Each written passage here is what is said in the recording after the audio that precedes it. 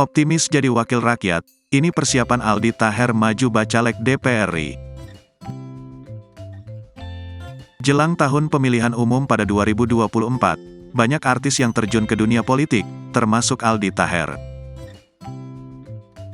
Tak tanggung-tanggung, mantan suami Dewi Persik itu maju sebagai bakal calon legislatif, bacalek dari Partai Perindo.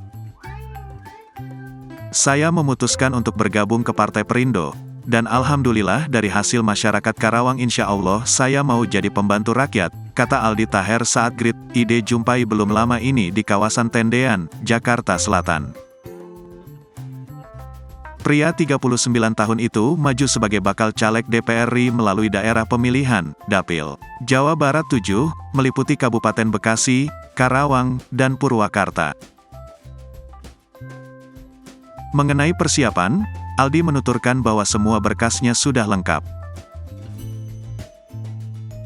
Komisi Pemilihan Umum, KPU, pun sudah mengeluarkan keputusan bila dirinya siap maju menjadi calon wakil rakyat tahun depan.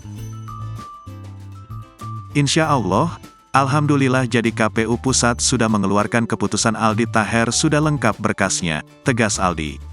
Sebelumnya, Aldi Taher mengaku namanya telah dicoret dari daftar bacalek DPRD DKI Jakarta dari Partai Bulan Bintang, PBB. Hal tersebut karena Komisi Pemilihan Umum Daerah, KPU, DKI Jakarta menyebut bahwa ada berkas yang belum lengkap.